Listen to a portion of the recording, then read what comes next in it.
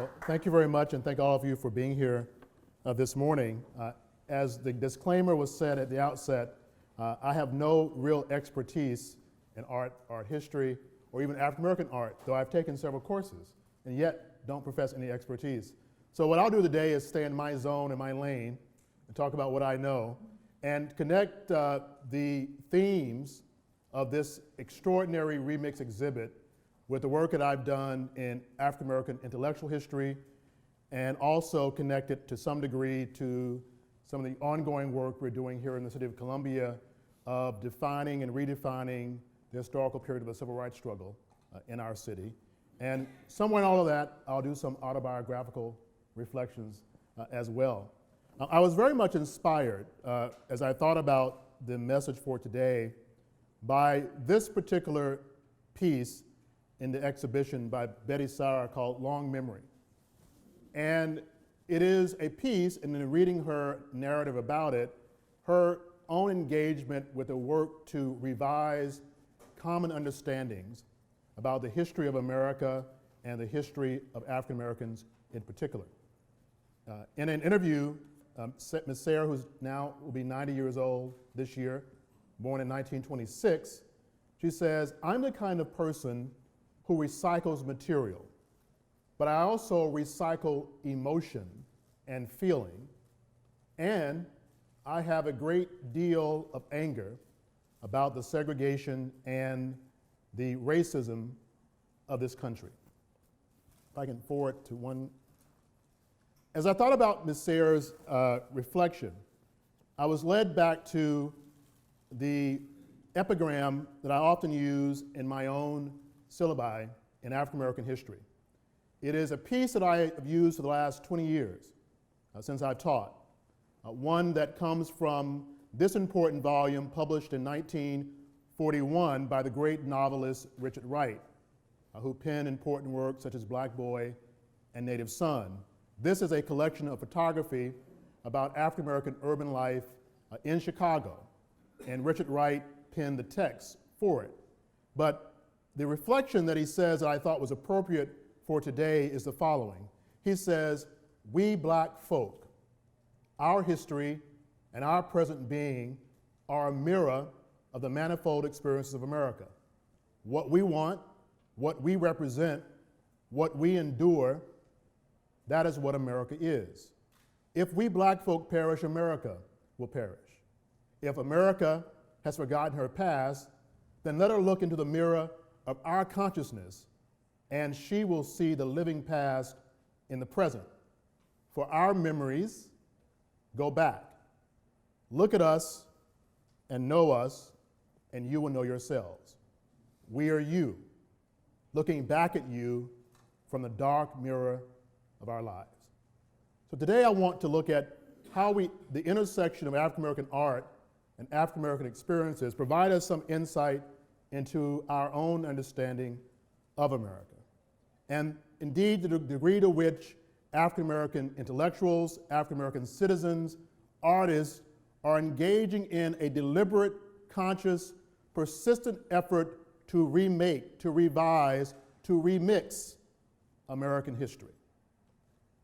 By documenting and narrating the intellectual and spiritual strivings of black people, the African American artists in this exhibit are part of a long tradition of African American scholars and writers and others who have developed a conscious political agenda that opposed popular and scientific ideas about black bodies, black minds, black thought. Take a look at this image, if you will. The Negro Beast, a very popular best-selling book at the turn of the 20th century. A book that was part of a series of works where virulent language and caricatured imagery were used to portray black bodies, black minds as sites of social corruption, as sites of mental stagnation.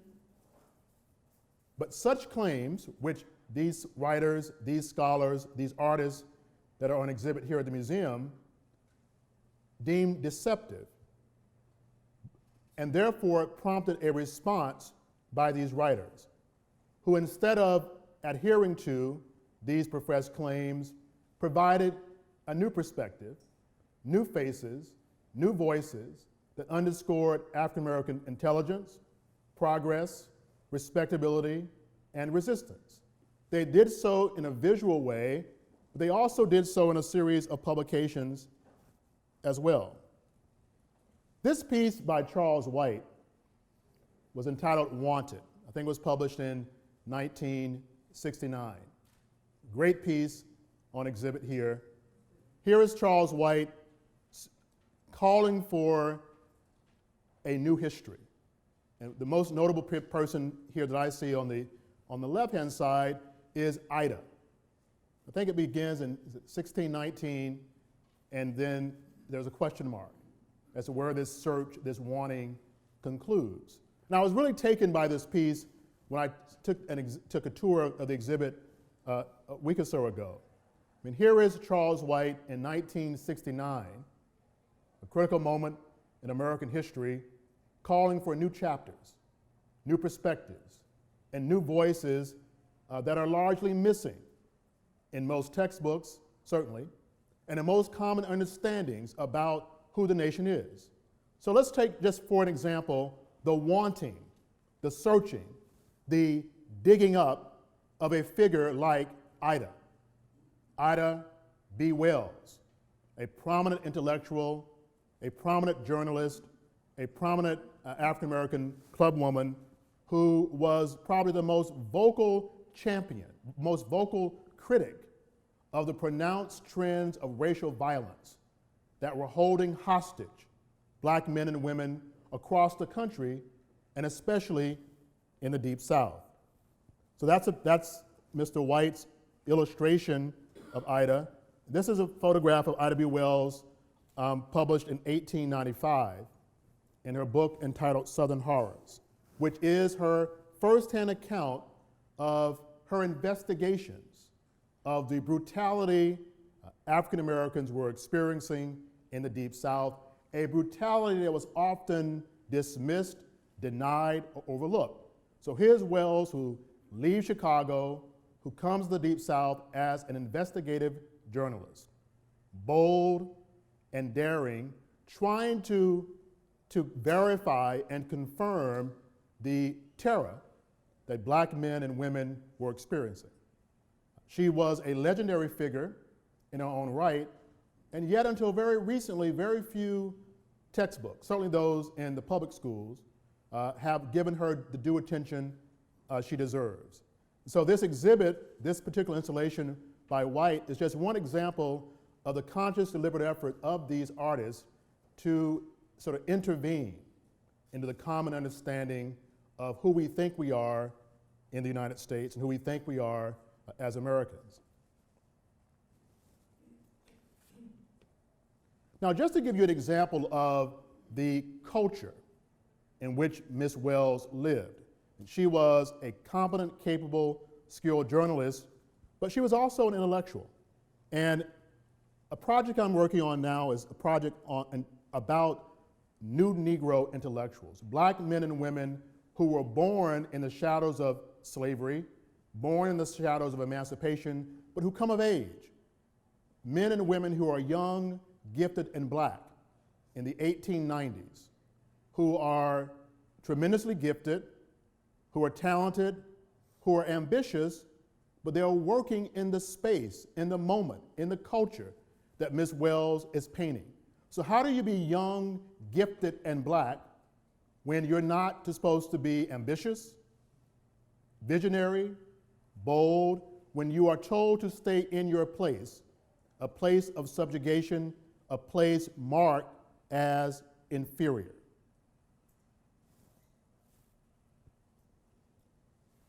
Now, there are a number of people who I could lift up today as examples of individuals who took up the mantle to rewrite, to remake, to remix American history. One of those persons is sort of my intellectual inspiration, W.E.B. Du Bois. Du Bois comes to Columbia in 1907. At that time, he is a professor of philosophy and history at Atlanta University. He is probably the most acclaimed and influential black essayist in the early 20th century. In 1903, Du Bois writes a very important book entitled The Souls of Black Folk. Now I want to show you the copy of The Souls of Black Folk that is from the Donaldson Library from high school. And I've kept it all these years because within this work, I found something that resonated with me. I mean, here is Du Bois, who was born in Great Barrington, Massachusetts in 1868. Someone whose background is not in the Deep South, is not shaped by the pronounced conditions of slavery. He comes to the Deep South in the 1880s as a student at Fisk University in Nashville, Tennessee. And he said it was almost a baptism by fire, coming to understand what are the conditions of black men and women in the Deep South in the late 19th century. And there are several important essays in this volume. There is one where Du Bois talks about the magic and the mystery of black songs and Negro spirituals. There is one where Du Bois talks about a lamented student in Tennessee who he knew would be his prized talent in years to come, but whose life was cut short by bigotry and racial discrimination. There is a powerful and moving essay here called The Passing of the Firstborn, where Du Bois laments the death of his young son, Burkhart, who dies of sort of medical neglect in Atlanta as a young child. But in the end of the eulogy for his son, Du Bois says, perhaps it was best. Perhaps it was best that he died so young, so he would not have to confront the glaring horrors of the American color line and of white supremacy and racism. So a very powerful piece. But the piece that is often utilized in American textbooks and anthologies is one where Du Bois speaks about the most powerful black man in America, Booker T. Washington, and offers a very stunning critique of the merits and the shortcomings of Booker Washington.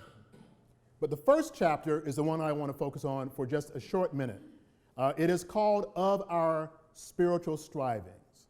And here is Du Bois trying to provide a resume, a curriculum vitae of black people and what they experience, what they endure, what they witness, what they feel like as denied citizens in our country.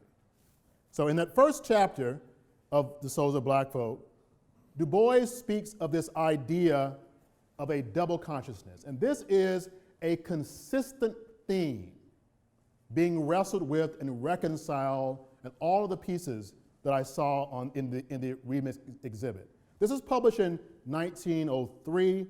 Here is Du Bois, a PhD from Harvard University, the first African American to receive a degree of that level, who cannot teach at any of the major schools in the country.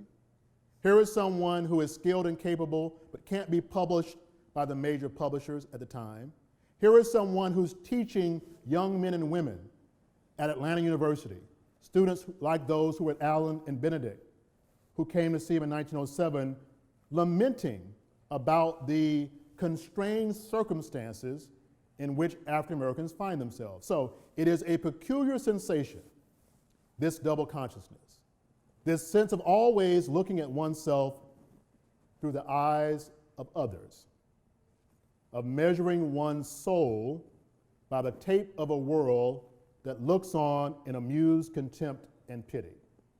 One ever feels his two-ness, an American, a Negro, two souls, two thoughts, two irreconciled strivings, in one dark body, period.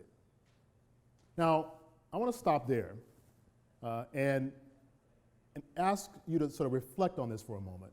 For those who've seen the exhibit, for those who have seen other exhibits like this, to what degree might this reflection of Du Bois echo, underscore what you witnessed in that exhibit? What are the lessons to be drawn, do you think, from this excerpt, this observation?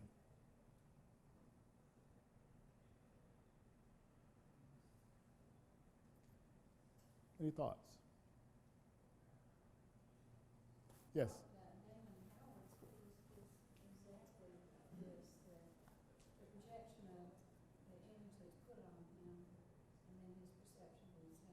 Mm-hmm. Mm-hmm. So that was the piece where there's a split image, right?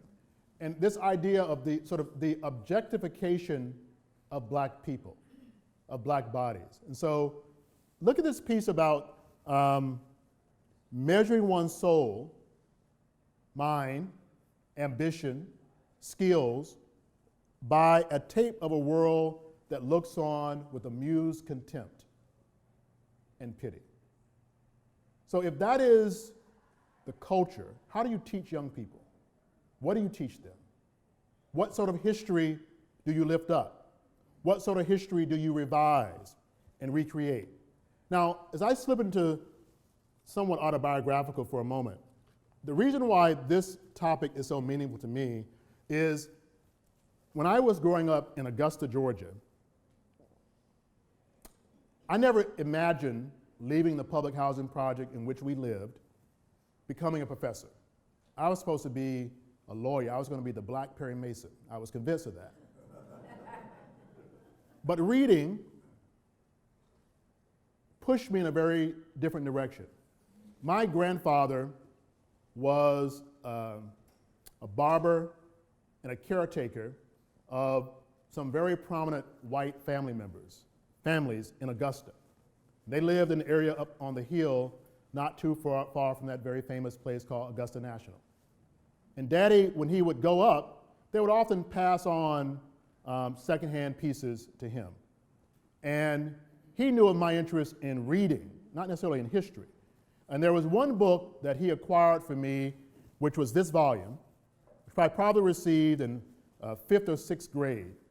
I was really taken just by the design of the book. I'd never seen a book that looked like this, with the faux leather binding. And the title of the book is The History of the American People, Volume 4. That's the only one I have. There are multiple volumes. But the author is the esteemed historian and Columbia resident, Woodrow Wilson. And for a long time, I read this book kind of casually, not really paying attention. But as I reread it, revisited it, and remixed it in my own mind, here is a reflection of American history, a take of American history, a version of American history that is absolutely against the vision and mission of W.E.B. Du Bois. I mean, here is Woodrow Wilson, who in this volume dismisses the period of Reconstruction as an American catastrophe. And here is Du Bois, who in the 1930s sends a white friend to do research at the South Carolina Library because he was not given access. And he then tells a very different remix of the history of that period in America. But I keep this book very close to Souls of Black Folk on my shelf, because I want the two books to talk to each other. And I assign them that way, so that students can see two well-meaning, well-skilled people having fundamentally different angles and perspectives about American history. Now, another book that I also acquired during that time was a book by a gentleman named Benjamin E. Mays. Now, Mays is a native of South Carolina. He was born in Greenwood, in a little town called Epworth, in 1894. He received his PhD from the University of Chicago. He later becomes a very distinguished professor at Howard University. And then Mays becomes the president of Morehouse College. And his prize student was a young man named Martin Luther King Jr. In the early 1970s, Mays publishes this book, Born to Rebel. Now, the reason I was intrigued by Mays was I was selected from Georgia to be a contestant in this thing called the National History Day. And I went to the University of Maryland in College Park by myself as a 9th grader, overwhelmed by a big state university and just being away from Augusta. But I went there to do a monologue about an elderly African American who was born in the 1890s, who endured segregation, the Great Depression, and World War II. I was in some ways taking on the voice and the experiences of my great-grandfather, who was born in 1897. Let's see if I have that picture up here. There we go. So that's Benjamin Mays, and that's my great-grandfather, whose name was Smart. His first name was Smart Williams. His father's name was Smart Toole, and upon emancipation, he changed his name to Williams. They were born in Aiken, in an area that is now the Savannah River site. But Granddaddy had a 2nd grade education, but very smart, very skilled, and who kind of passed on to me by oral tradition his life story. But I needed a source to cite for the National History Day program. And so I found a memoir written by Benjamin Mays called Born to Rebel. And I checked this book out in my 9th or 10th grade year from the Augusta Library, and I've never returned it. This is it. This is the binding, that's the call number. And on the inside, I wish I had blown this up. On the inside, it says the Augusta Public Library, 902 Green Street. That's where you used to put in the little card. And it says, this book is worth $10. Please treat with great care. So if you're ever in Augusta, tell the librarians there, I've been doing just that. Now, I have a signed, I'm a collector of rare books. I have a signed copy of this book, but it's not as valuable as this copy. In part because I associate it with my great-grandfather, who died not long after I'd done that monologue. But in this book, Mays provides a very different account of what it means to be an American citizen at the turn of the 20th century. And in this account, there is a young boy born in the age of Ben Pitchfork Tillman in South Carolina. And it is a glaring, piercing, disturbing account about what it means to live in this country as a young boy in that period. And one of the pieces I used in my own monologue was a point where Mays says, if a black boy, now this is 1897, 98, if a black boy wanted to live a reasonable length of time, then he must learn the art of getting along with white people. If a black boy wants to survive into manhood, he must learn the art of getting along with white people. My great-grandfather was a World War I veteran. He leaves Aiken and goes to Greenville, where he serves. And one of the things I saw in this piece and others is during the early 20th century, particularly in the 19-teens and 1920s, we see a real fomenting of African-American art and culture that has become increasingly political, increasingly used as a weapon to undermine the system of white supremacy and racism. Now, this was a photograph that was found at the Library of Congress, but it's a photograph of black men armed at a place called Camp Jackson. Fort Jackson today. Now look at that, let's look at it closely. Let me repeat what I said. This is 1917, 1918. Black men in uniform, armed. For many African American intellectuals, this scene was symbolic. Many of the artists who were featured in the exhibit REMIX are very much influenced by this phase of American history called the New Negro Movement or the Harlem Renaissance, a phase prompted by shifting attitudes of World War I, and also a phase prompted by this extraordinary period of the Great Migration. Many of you may have read the book by Isabel Wilkerson called Warmth of Other Suns that chronicles this movement of people from place to place, but also movement of ideas and movements of perspectives. And there was a piece, if I can find my notes, in the exhibit that I was really taken by. Let's see, was it Whitefield? It was this piece. I'm forgetting the author's last name now. But done, what is it? Lavelle. Whitefield Lavelle. Now, this was done in the 2000s, but as I thought about it, I kept thinking of this image. Okay? Now, this is a photograph of black men and women and a child who are on their way, I believe, from Mississippi to Chicago, because they have been told and they're convinced that in that space they can be free. In that space they can be an American citizen. And if you look at all of those faces, look at this carefully, and then go to this piece here. As I thought about today's presentation and I thought about these figures, my mind also went back to my great-grandfather. Now, my great-grandfather was born in 1897. He died in 1987.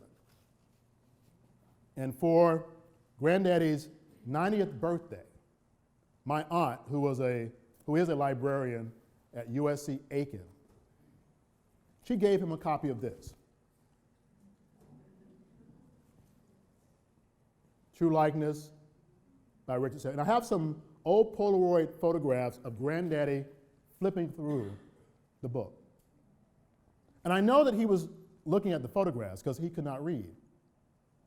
We knew he could not read. He would sign an X for his name. But he marveled at these pictures. He didn't know a single soul, but they were so familiar.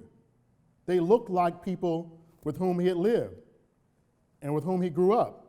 And so I never imagined years later coming to Columbia, living in a place only a block away from where Richard Samuel Roberts lived in Arsenal Hill, and trying to be about the business of helping to recover the memories, the names, and the locations of individuals within this volume. Most of you, I assume, have seen this collection. It is a marvelous account.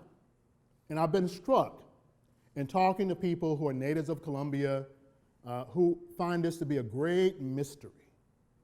They never knew there were people like this. And my response is, people like what? People like what? People who cleaned themselves up, went downtown, and took a photograph. I always tell my students that we're taken by the presentation, and there's some of these photographs in the hallway there I just saw. And I always tell them, I said, look at the shoes. Many could change their outfit, they couldn't change their shoes. So there are many people who are recognizing that this is a moment to remake oneself for the camera. And Roberts was an artist. I mean, he would take pictures and he would do the editing long before Photoshop. And his son would tell a great story of how Roberts would take the photograph and then take a fine pencil and smooth out all blemishes on a face, because he wanted that person to look better than they ever had. And partly because he knew that he was leaving a record as well. I'm going to skip some things. I want to leave time for discussion. This is Benjamin Mays in a later life, but Benjamin Mays and Roberts are working together. I don't think they knew each other, but Mays and Roberts are working together. In the 1926, Mays comes to Benedict College. Mays is at that time a visiting professor at South Carolina State. Look at what he says. More and more, the white man's interpretations are being challenged by the new Negro here in South Carolina as elsewhere. Now, very often when we talk about the Renaissance, or very often we talk about the new Negro movement, it is a movement that we imagine to be rooted in Chicago, or New York, or Boston, or Washington, D.C. But there is credible evidence about similar movements, similar sort of ambitions right here in South Carolina and right here in Columbia. And it really compels us to do more research, more investigation at places like Allen University and Benedict College during that time period, where they were producing the very young men and women who give inspiration to some of the artists that are on display today. And Richard Samuel Roberts, I would imagine, would be very much a part of that effort. Now, I was going to spend some time speaking about the Harlem Renaissance, but I don't want to do that. I think I'm going to shift gears and conclude in my remarks about what more we can be doing here in Columbia and how this great, I don't know if the word is unprecedented, but this exhibit is just that profound in my mind. Because not only do we have compelling, powerful images, but they're pushing us. They're pushing us to re-examine history, but I also believe, frankly, they're pushing us to re-examine ourselves, our assumptions about each other, and our own understanding of who we are as well. Let me skip over this. And that's drawn from a lecture. These are two photographs that are in this book. Gentleman on the right, on the left, I believe, has been identified. The woman on the right was a woman named Celia Dow Saxon. There's a public housing community called Saxon Homes named for her. Miss Saxon was a teacher at the famed Booker T. Washington High School here in Columbia, where she taught for 55 years. She died grading her papers in 1935. And there are people in Columbia in their late 90s who remember her vividly and the impact that she had on those persons. And yet, when we think about the history of Columbia and the history of South Carolina, persons like Mrs. Saxon remain mere footnotes in our collective understanding about the history of our community. And this exhibit and the conversations we're having are really pushing us to redefine, to revise, to remix what we mean by our. And how do we push ourselves to develop a more comprehensive, inclusive, disturbing, overwhelming, troubling understanding of who we are. Most of us don't like history that's complicated or painful or piercing, or history that gives an indictment against our shared or common understanding. But in some ways, true likeness, in some ways, the pieces on exhibit today push us in that direction. They also push us, I think, to tell very different interpretations of the past.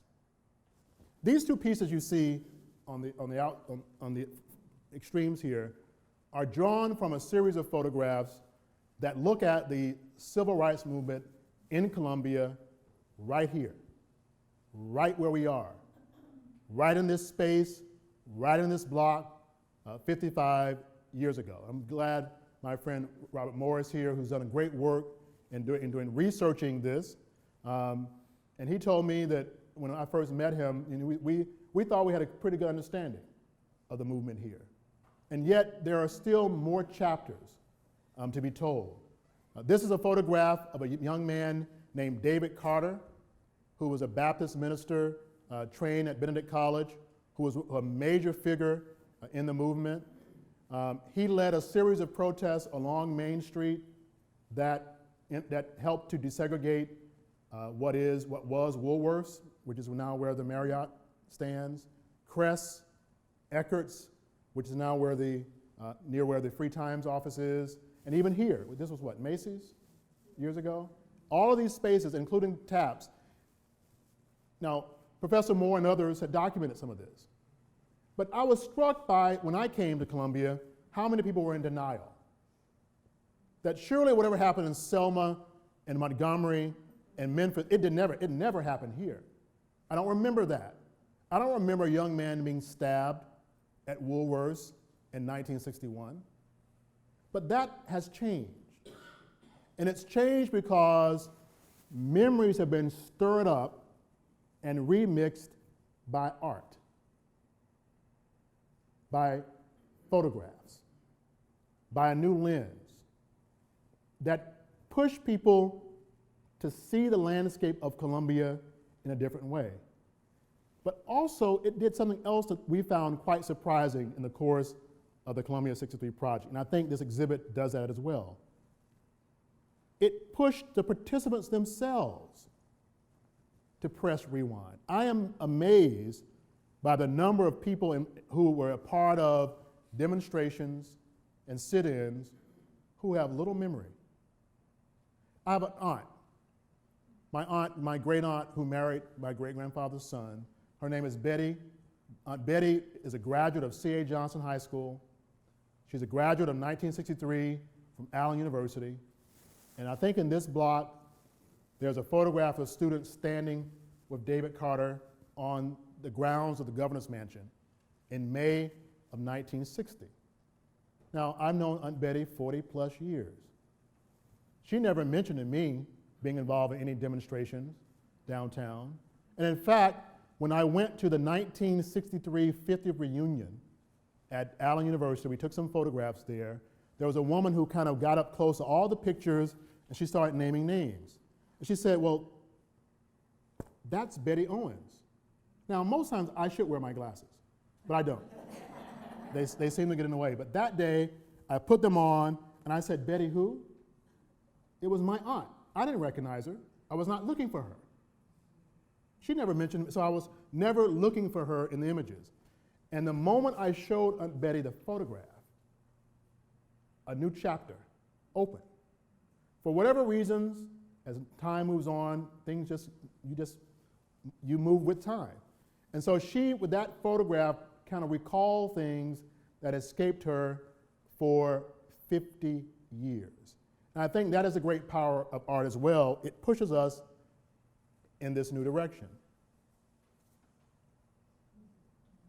That young man was photograph taken in 62 or 63.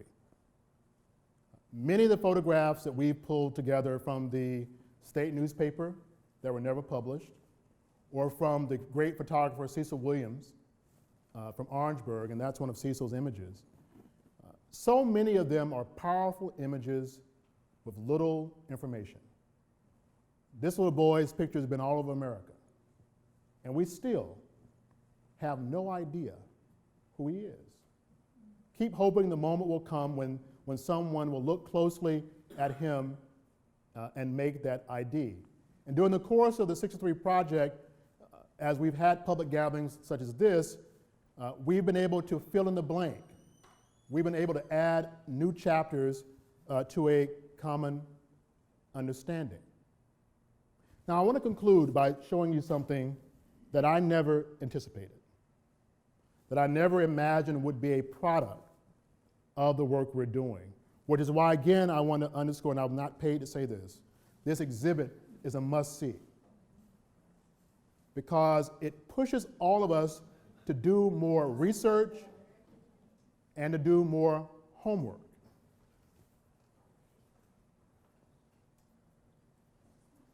This book, I think, was published in 86, 87.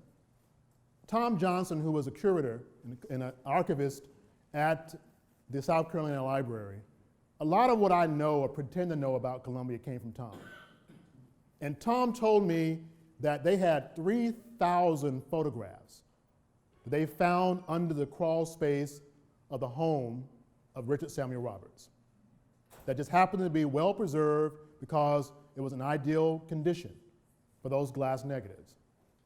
But the publisher said, if you really want to sell this book, you need an arresting image on the cover, right? And what really sells, what people really gravitate toward are children and animals.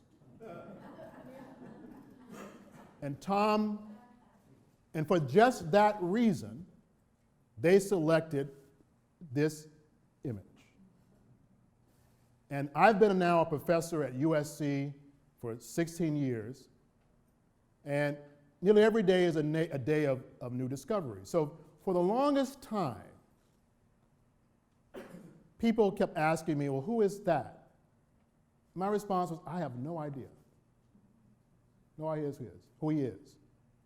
But then, one day, I was having lunch at Harper's.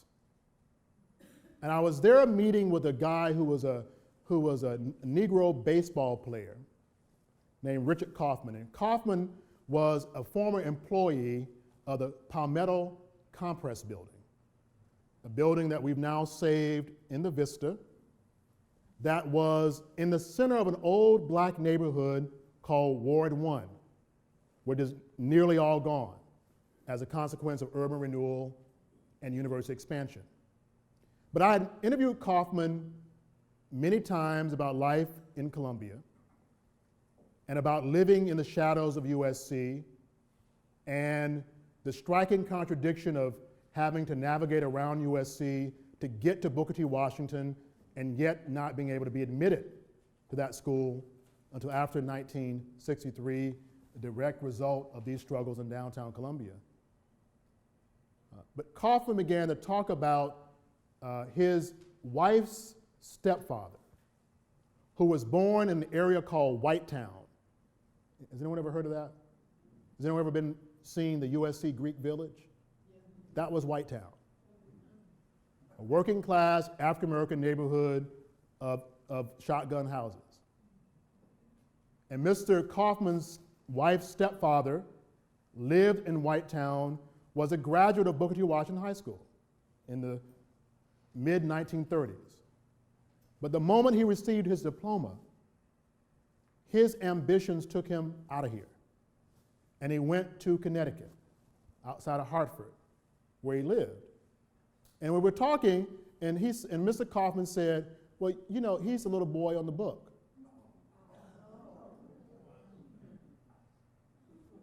And he just died. Mr.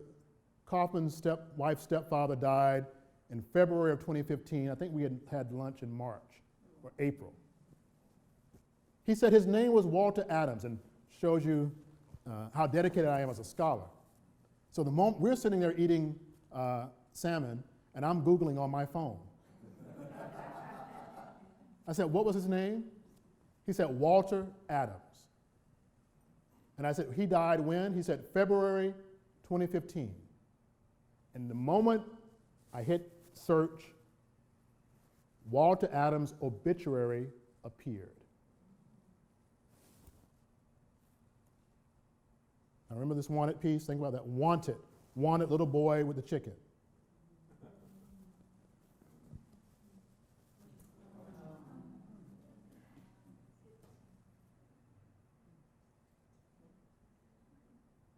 "80 years, the search. 80 years trying to fill in the blank. 80 years trying to round out history. 80 years trying to have a deeper understanding of who we are." I think this is a fitting way to conclude, because I think we now are able to tell I can tell a whole different story about this book. It's not simply a photograph selected to sell the book. But this young boy now has a name, a story, an identity. Walter Adams lived on Wheat Street, in the heart of what is today the backside of the Greek Village, in an area called Whitetown. He is a graduate of Booker T. Washington High School. And this is just one example of why I believe there is a pressing, critical, necessary reason for us to keep remixing our collective history. Thank you very much.